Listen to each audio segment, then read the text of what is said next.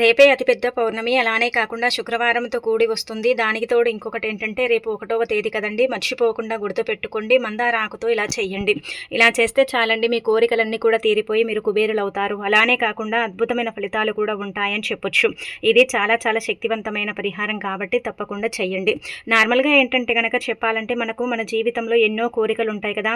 అలాంటి వాళ్లకు కోరికలు తీరాలన్నా, కుబేరులుగా మారాలన్నా సరేనండి, ఖచ్చితంగా చేసుకోవలసిన పరిహారం అని చెప్పొచ్చు.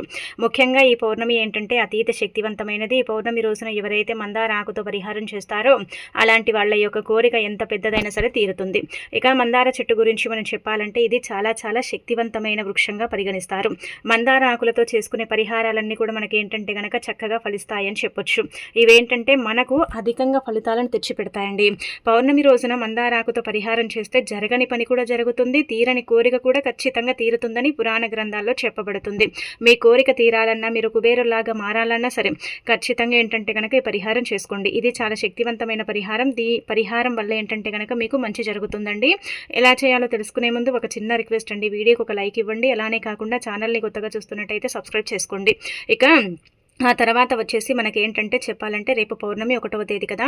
ఈ పౌర్ణమి రోజున లక్ష్మీదేవి భూమిపైనే సంచరిస్తూ ఉంటుంది. భక్తులకు దర్శనమిస్తూ ఉంటుంది. ఎవరైతే నిష్ట నియమాలతో లక్ష్మీదేవిని పూజిస్తారో అలాంటి వాళ్ళ ఇంట్లోకి ఏంటంటే గనక లక్ష్మీదేవి ప్రవేశిస్తుందని శాస్త్రాల్లో చెప్పబడుతుంది. మరి ప్రతి ఒక్కరు కూడా లక్ష్మీదేవి అనుగ్రహం కలగాలి కదా! ఆ తల్లి అనుగ్రహం కలిగి సకల సంపదలు చేకూరాలి, అద్భుతమైన ఫలితాలు రావాలి, నెలంతా కూడా బాగుండాలి, ఎలాంటి ఇబ్బందులు అనేవి ఉండకూడదు, ఎలాంటి వడదుడుకులు అనేవి రాకుండా ఉండాలని కోరుకుంటూ ఉంటారు కదా! అయితే అలాంటి వాళ్ళు ఏంటంటే గుర్తుపెట్టుకొని చక్కగండి మీరు ఇలా ఈ చిన్న నియమాలు పాటించండి. ఉదయాన్నే లేవండి, శుచిగా స్నాన కార్యక్రమాలు చేసుకోండి, ఇంటిని వాకిలి శుభ్రం చేయండి. ఆ తర్వాత ఏంటంటే స్త్రీలు కాళ్ళకు పసుపు రాసుకొని పాపిట్లో బొట్టు పెట్టుకొని స్నానం చేసిన తర్వాత ఇంట్లో లక్ష్మీదేవి చిత్రపటాన్ని ముందు రోజే మనం క్లీన్ చేసుకుంటాం కాబట్టి మన దగ్గర ఉండే పుష్పాలతో అలంకరణ చేసి దీపధూప నైవేద్యాలతో లక్ష్మీదేవిని పూజిస్తే ఆ తల్లి ఏంటంటే గనక అనుగ్రహించి మనకేంటంటే చక్కగా ఐశ్వర్యం ఇస్తుంది, మంచి అభివృద్ధిని కూడా ఇస్తుంది, నెలంతా కూడా మనకు చక్కగా అనుకూలించేలాగా చేస్తుంది. పౌర్ణమి రోజున లక్ష్మీదేవిని పూజిస్తే కోటి జన్మల పుణ్యం లభిస్తుందన్నమాట. ఇంకా ఆ తర్వాత పూజలు అయిపోయిన తర్వాత మందార చెట్టు దగ్గరికి వెళ్ళండి. మందార చెట్టు మనకు కనిపిస్తూనే ఉంటుంది. మనం ముందే చెప్పాం కదా, మందార చెట్టు చాలా శక్తివంతమైనదని. అలా మందార చెట్టు దగ్గరికి వెళ్ళి మీరు ఏంటంటే గనక ఒక ఆకుని కోసుకొని ఇంటికి తెచ్చుకోండి. అంటే సంకల్పం చెప్పుకోండి, మా అవసరం కోసం మేము తీసుకెళ్తున్నాం, మాకు తప్పకుండా పరిహారం అనేది పనిచేయాలి, అలానే కాకుండా మా పరిహారం మాకు సిద్ధించాలి అని సంకల్పం చెప్పుకొని తెచ్చుకొని దాన్ని క్లీన్ చేసుకోండి. నీళ్లతో కడిగేసి ఇంకా తర్వాత తుడిచి ఆరిన తర్వాత ఒక ఆకుని, కొంచెం పెద్ద సైజులో ఉండే ఆకుని తీసుకోండి. అలా తీసుకున్న తర్వాత అందులో 1 స్పూన్ గోధుమలు, ఆ తర్వాత ఏంటంటే కనుక ఇక్కడ చేయించే విధంగా ఒక నిమ్మకాయ సైజ్ అంతా గడ్డ బెల్లం ఉంటుంది కదా, అది తీసుకుని పెట్టేయండి. బెల్లం భగవంతుడికి చేరితే గోధుమలు ఏంటంటే కనుక గ్రహాలకు అంకితం చేయబడతాయి, గ్రహస్థితిని మెరుగుపరుస్తాయి. కొన్నిసార్లు ఏంటంటే కనుక మనకు గ్రహస్థితులు సరిగ్గా లేక మనం కోరుకుంది జరగదండి, అస్సలు కూడా మనం కోరుకునేది అవ్వదనమాట. అలానే కాకుండా మనకు చాలా ఇబ్బంది కలుగుతుంది, బాధ కలుగుతుంది, ఏం చేయాలో అర్థం కాదు కదా. అలాంటి వాళ్ళకి ఏంటంటే కోరికలు తీరడానికి చక్కగా ఉపయోగపడే పరిహారం అని మనకు శాస్త్రాల్లో వివరంగా చెప్పబడుతుంది అనమాట. ఎంత పెద్ద కోరికైనా సరే తీర్చుకోవచ్చు, ఏ కోరికైనా సరేనండి. ఈ కోరిక మాకు సిద్ధించదేమో, ఈ కోరిక మాకు జరగదేమో, ఈ కోరిక జరగటానికి మాకు సమయం పడుతుందేమో అనుకుంటాం కదా, అలాంటి కోరికల్ని సైతం ఏంటంటే గనక మందార ఆకు ఏంటంటే గనక తీరుస్తుంది. అందుకే గోధుమలు బెల్లం పెట్టి ఇంకా తర్వాత మీ కోరిక ఏదైతే ఉంటుందో అది గట్టిగా చెప్పుకోండి. అలా చెప్పిన తర్వాత దాన్ని తీసుకెళ్ళి ఏంటంటే గనక రావి చెట్టు మొదట్లో పెట్టేసి వదిలేసి రండి.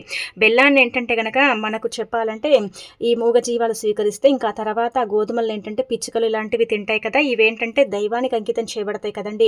పురాణాలలో ఏం చెప్పబడుతుందంటే పౌర్ణమి రోజున మూగజీవాలకు ఆహారం పెడితే ఖచ్చితంగా వారు కోరుకుంది జరుగుతుందని చెప్పబడుతుందన్నమాట.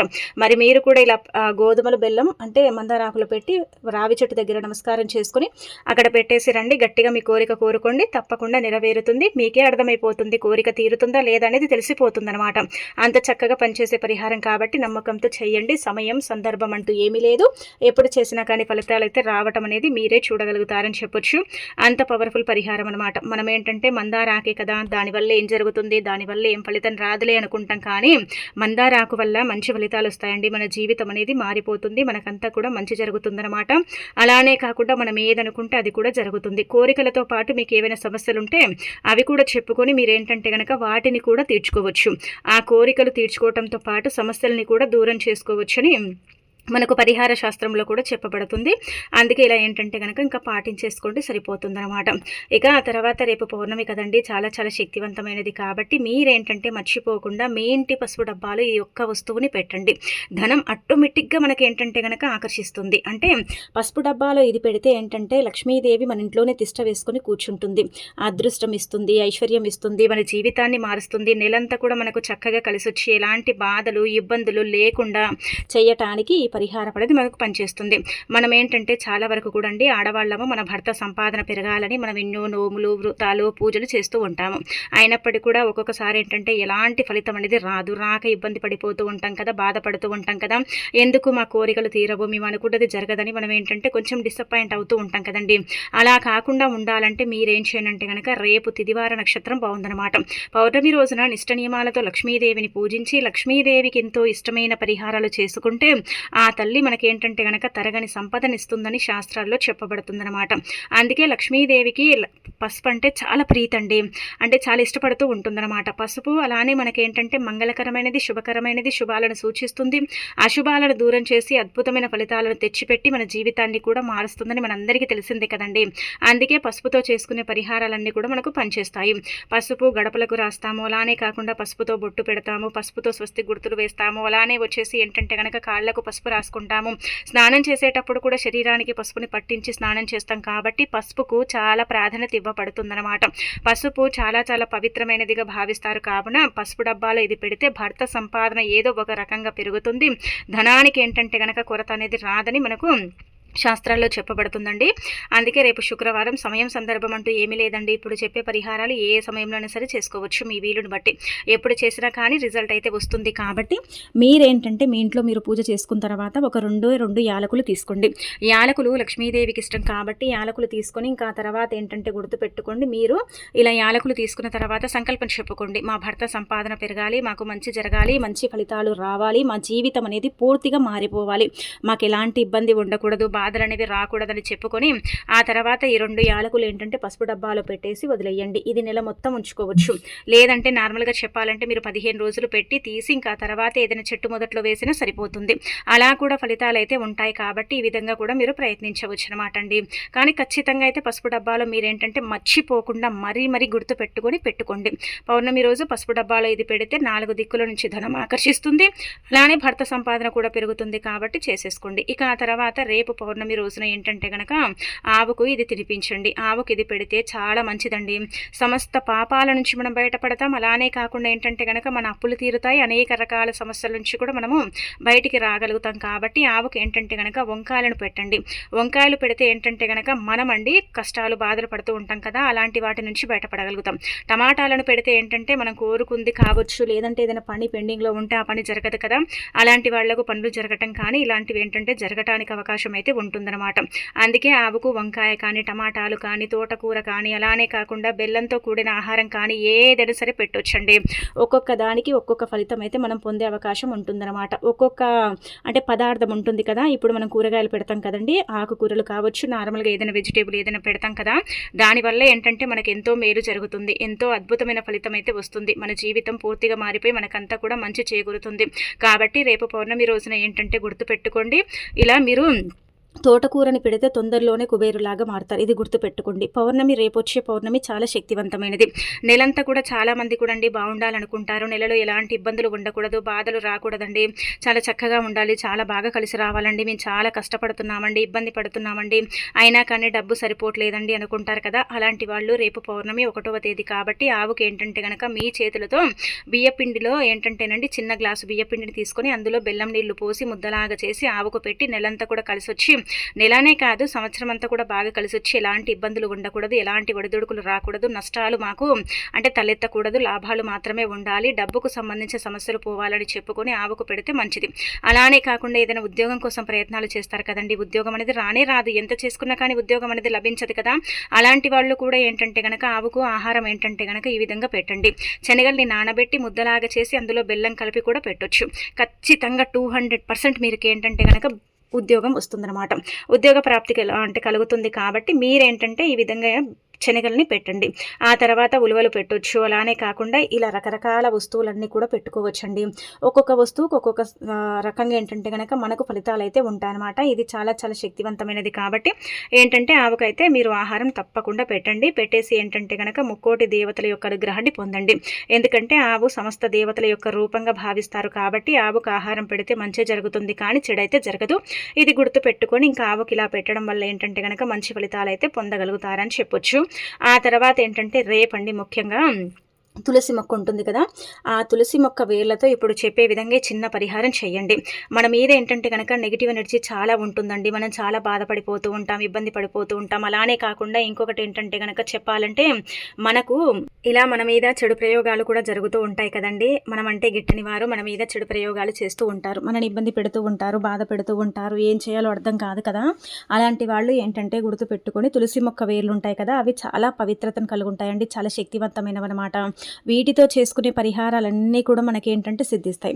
ముఖ్యంగా చెప్పాలంటే మన మీద జరిగిన చెడు ప్రయోగాలు అంటే ఇప్పుడు మనం అంటే గిట్టని వారు చాతబడి చేయించిన, లేదంటే ఏదైనా గాలి రూపంలో వచ్చి మనకు తాకినా, అలా తాకినప్పుడు ఏంటంటే కనుక మనకి ఇబ్బంది కలుగుతూ ఉంటుంది, బాధ కలుగుతుంది, మనం డిప్రెషన్లోకి వెళ్ళిపోతాం కదా. అలాంటి వాళ్ళు రేపు పౌర్ణమి తిథి కదండి, తులసి మొక్కకు నీళ్లను సమర్పించినప్పుడు తులసి మొక్క వేర్లు ఏంటంటే కొన్నిసార్లు బయటికి వస్తాయి. ఆ వేర్లను ఏంటంటే ఇక్కడ చూపించే విధంగా స్వీకరించండి. అలా స్వీకరించిన తర్వాత యంత్రం ఏంటంటే కనుక బయట మార్కెట్లో ఎక్కడైనా దొరుకుతుందండి. యంత్రం ఏంటంటే 20-30 రూపాయలు పెడితే వస్తుందన్నమాట. అది తెచ్చుకోండి. ఒక సైడ్ నుంచి దానికి ఏంటంటే క్యాప్ అనేది ఓపెన్ అవుతుందన్నమాట. అలా తెచ్చేసుకున్న తర్వాత యంత్రాన్ని ఏంటంటే ముందుగా మీ ఇంట్లో పెట్టుకోండి. దానికి తగ్గట్టుగా ఏంటంటే మీరు మెడలో కూడా ధరించవచ్చు, నడుముకు కట్టుకోవచ్చు, ఎరుపు రంగు తాడు కానీ లేదంటే కనుక నల్లటి తాడుతో కానీ మీ మెడలో వేసుకోవచ్చు అనమాట. అయితే వేర్లు మనం స్వీకరించి ఇంటికి తెచ్చుకుంటాం కదా, సంకల్పం చెప్పుకొని తెచ్చుకోండి. ఎందుకంటే తులసి మొక్క చాలా పవిత్రమైన మొక్క, లక్ష్మీదేవి రూపంగా భావిస్తారు, చాలా శక్తి అనేది ఉంటుంది కాబట్టి సంకల్పం చెప్పుకొని తులసి మొక్క వేర్లు తెచ్చుకొని ఇంకా మీరు ఏంటంటే కనుక కొంచెం కుంకుమ పసుపు పోసేసి పూజ గదిలో పెట్టి మాకు మంచి జరగాలి, మంచి ఫలితాలు రావాలి, మా జీవితం అనేది పూర్తిగా మారిపోవాలని సంకల్పం చెప్పుకోండి. అలా చెప్పేసుకున్న తర్వాత ఏంటంటే మీరు వేర్లు కాసేపు లక్ష్మీదేవి పటం ముందే పెట్టండి, లేదంటే పూజ గదిలో పెట్టేసి వదిలేయండి. పూజ చేసేటప్పుడు చేసుకోండి. ఇలా చేసిన తర్వాత ఇంకా ఆ వేర్లను ఏంటంటే కనుక తీసుకొని ఆ యంత్రం ఉంది కదా మనము తెచ్చుకున్నాం కదండి, ఆ యంత్రంలో ఏంటంటే కనుక ఒక సైడ్ నుంచి క్యాప్ తీసి పెట్టి మళ్ళీ క్యాప్ క్లోజ్ చేసేయండి. అలా చేసేసిన తర్వాత దాన్ని ఇంకా మీరు మనం చెప్పాం కదా ఎరుపు రంగు తాడు కానీ నల్లటి తాడుతో కానీ మెడలో కానీ నడుము దగ్గర కానీ కట్టుకోవచ్చు అనమాట. ఇది ఎప్పుడు మన దగ్గరే ఉంచుకోవాలి. మన మ్యాక్సిమం ఏంటంటే మన మీద ఏదైనా ప్రయోగం ఉంటే అది ఉన్నన్ని రోజులు ఈ యొక్క యంత్రం అనేది ఏంటంటే కనుక కొన్నిసార్లు ఉంటుంది, కొన్నిసార్లు ఊడిపోతుంది. ఊడిపోయినా తీసేసుకొని మళ్ళీ మీరు కట్టుకుంటూ ఉండండి. అంటే ఊడిపోయినా మళ్ళీ ఏంటంటే కనుక పెట్టుకోండి, మీరు జేబులో పెట్టుకోవడం కానీ ఇలాంటివి చేసుకోండి. ఎందుకంటే మన మీద ఉండే నెగిటివ్ ఎనర్జీ ఏంటంటే ఆ యంత్రాన్ని ఏంటంటే తీసి పడేసేలాగా చేస్తూ ఉంటుందన్నమాట. అందుకే అలా మీరు ఇలా పెట్టుకుంటూ ఉండండి. ఖచ్చితంగా మీకైతే మార్పు ఉంటుందండి. తప్పనిసరిగా మీరు మార్పుని పొందుతారు. తప్పనిసరిగా ఏంటంటే కనుక రిజల్ట్ని చూసే అవకాశం ఉంటుందని చెప్పొచ్చు. చాలా చాలా శక్తివంతమైన పరిహారం, చాలామంది కూడా చేసేసి ఫలితాలను పొందిన పరిహారం కాబట్టి మరి మీరు కూడా రేపు పౌర్ణమి తిథి కదండి, చాలా పవిత్రమైన తిథిగా పరిగణిస్తారు. కావున ఇలా ఈ వేర్లతో ఈ పరిహారం ఒకసారి చెయ్యండి. రెండోసారికి మీకు తెలిసిపోతుంది, మీకు అర్థమైపోతుంది, ఎంతలా ఫలితం వస్తుందనేది మీరే ఏంటంటే కనుక గమనించుకోగలుగుతారనమాట. మీ మీద జరిగిన చెడు ప్రయోగాలు, మీ మీద ఉండే చెడు గాలి, అలానే కాకుండా నెగిటివ్ ఎనర్జీ ఇదంతా కూడా ఏంటంటే పారిపోవటం అనేది జరుగుతుంది. మీ నుంచి ఏంటంటే కనుక దూరం అయిపోతుంది. మీకు ప్రశాంతమైన జీవితము, వాతావరణం అనేది మీకు కనిపిస్తుంది అనమాట. ఇలా జరిగినప్పుడు ఏంటంటే మనలోనే మనం ఏంటంటే చాలా అంటే తపన పడిపోతూ ఉంటామండి. అందరిలాగా ఫ్రీగా ఉండట్లేదు, మాకు ఏదో జరిగిపోతుందన్న ఒక అనుమానం అనేది ఎక్కువగా అయిపోతూ ఉంటుంది. ఏం చేయాలో అర్థం కాక మనం అయోమయ పరిస్థితుల్లో పడిపోతూ ఉంటాం కదా. అలాంటి వాళ్ళందరికీ కూడా అండి చక్కగా పనిచేసే పరిహారం అండి, చాలా చాలా శక్తివంతమైన పరిహారము. తప్పనిసరిగా మీరు మార్పునైతే చూస్తారు, తప్పనిసరిగా రిజల్ట్ అనేది వస్తుందన్నమాట. మీరే ఏంటంటే ఆశ్చర్యానికి గురవుతారు. అంటే ఈ వేర్లు ఇంత పనిచేస్తాయి అనుకుంటారు. అలా ఏంటంటే స్త్రీలు పురుషులు ఎవరైనా చేయొచ్చు, ఎవరు చేసినా కానీ ఫలితాలు అయితే వస్తాయని మనకు పరిహార శాస్త్రంలో చెప్పడం జరుగుతుందన్నమాట. అందుకే నమ్మకంతో పాటించుకోండి. ఇక ఆ తర్వాత రేపు ఏంటంటే చాలా అద్భుతమైన తిథి ఉంది కదా, ఈ రోజున మర్చిపోకుండా ఒక పసుపు ఉండని తులసి మొక్క మొదట్లో పెడితే చాలండి. మన అప్పులు తీరుతాయి, ఆర్థిక పరిస్థితులు మెరుగుపడతాయి, ఇంటి పరంగా ఏదైనా ఇబ్బంది బాధ ఉంటే అది కూడా పోతుంది, లక్ష్మీదేవి అనుగ్రహం లేకపోతే లక్ష్మీదేవి అనుగ్రహం కూడా కలుగుతుంది. సకల శుభాలు ఏంటంటే కనుక చేకూరటానికి అవకాశం అయితే ఉంటుందని చెప్పొచ్చు.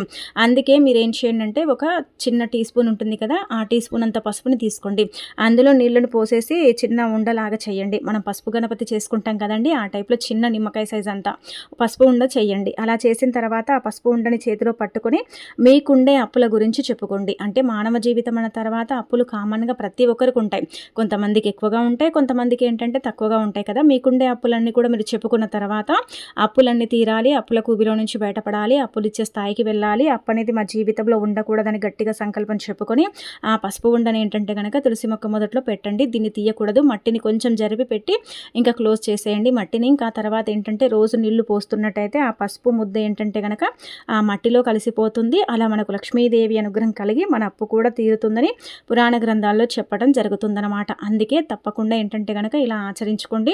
మీకుండే చిన్నప్పు పెద్దప్పు ఏదైనా సరే పోగొట్టుకోండి. ఇంకా తిరగనేది మీకు అసలు ఉండనే ఉండదని చెప్పుకోదగ్గ విషయం అండి.